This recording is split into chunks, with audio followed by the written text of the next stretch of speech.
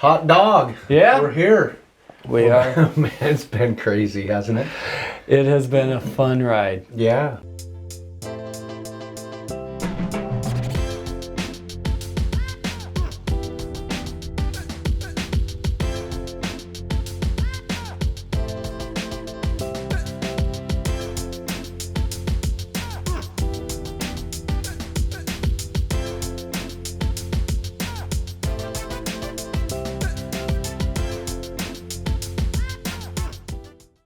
It's kind of our bi-weekly update, maybe, I guess. Sure. Been a lot of things happening, so I don't know what's first. What happened? Let's start with National Apprentice Week coming up. Oh yeah, November 14th to the 20th. Yep.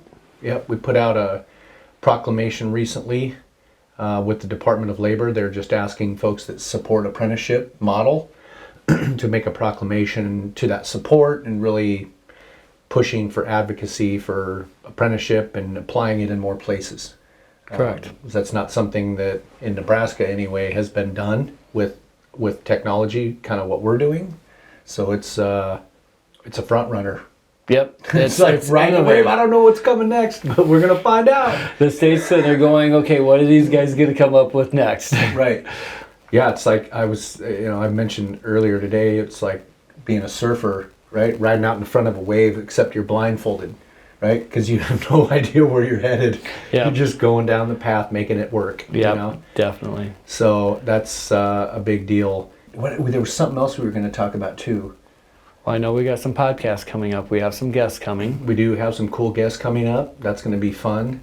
As far as like progress too, they're like already, we've had to write some extra curriculum. Correct. Because they got through it so quickly and crushed it. So I think we're already on 2.0 and we're working on 3.0. Yeah, they're Scooby-Dooing through that pretty fast. So that's really great to see. Their legacy project is really taking off. That's the other thing we're going to talk about.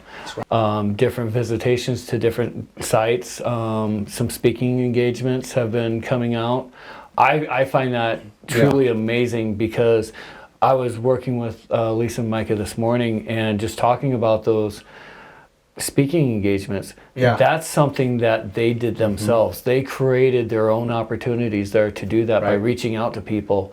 And then with the great community support of the Lincoln area nonprofits, ones that we normally don't work with have been contacting us and saying, hey, we heard about your progress and your program, come talk to us. And so it's been an amazing thing to see. And what great skills to hone to practicing public speaking, and they're sitting in front of large groups and also getting in the trenches and telling their story, which is, I think, both difficult but therapeutic in a way, because you can talk about it, and especially with groups that understand that everybody has barriers, and so it's like you're just a human being. And see, the thing I've noticed with Lisa and Michael, they're not afraid to tell their story.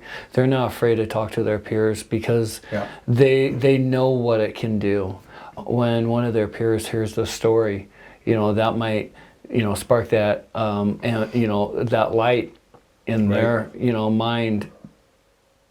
Hey, I could do something like that. It may not be the same thing, but it might drive them, be a driving force. And so it's really really good that they're comfortable talking to the peers, and they want to. That's one of Lisa's missions, is to take her career in the tech side, but then also take her career in the peer support side and mirror them together. Right. So I think those opportunities are great, like I said, from that public speaking standpoint. And the other cool thing too, I guess, for us is we were out visiting our fantastic friends at Wellbeing Initiative here in Lincoln. Shout out to that crew. They're doing amazing stuff. But I was kind of ignorant to the whole peer-to-peer model. It always made sense to me that, like, someone who's been down the path is really good at helping others who are taking the path. But I guess I hadn't really known that it was formalized in such a way. But when we went to DC earlier this year, that's when I was like, like light bulb went on. I'm like, oh, I get it now. I get it. The peer-to-peer model. Duh. Like, why have we not done this before now? And I think arguably it probably was being done, but it's really taken hold, I think, and become more prevalent. So I think that's really cool.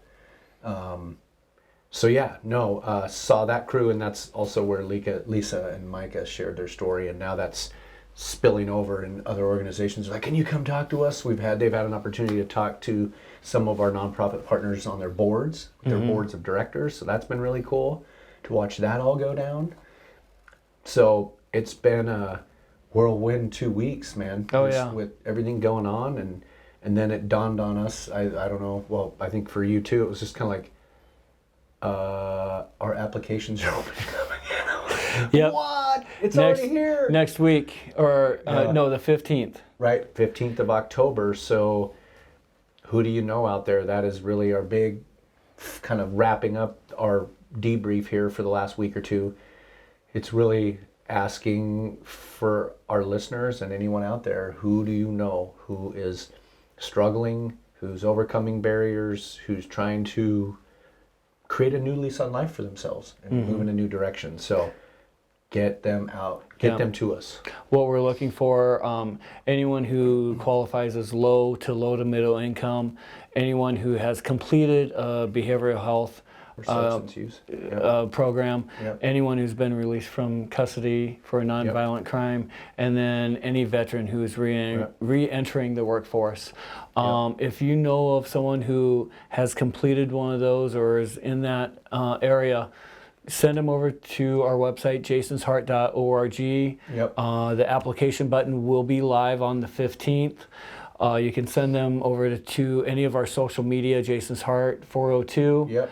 That's a to great give information. Yeah, and that's a great thing too, is getting more people to follow us on social, because it helps us to when we put a post out there, it just covers a lot of bases for us and saves us having to email and do this and do that. And not that we don't want to, it's just, we're getting pulled in a lot of directions now, and then another cadre group starting. It's like, it's like the rubber meets the road times 2. We haven't made our cloning machine yet to clone ourselves about 5 times. Clone it.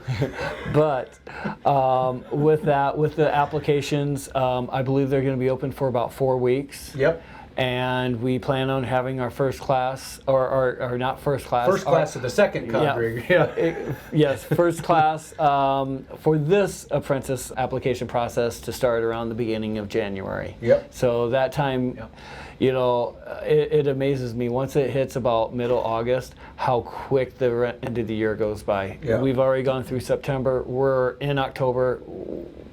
In tomorrow it's going to be November basically. Yeah. And then we got December. It's just going to be a fast ride. So with that application window, we definitely want to get the word out that we are opening that back up. It's going to last for about 4 weeks, and then we're going to go through the interview processing.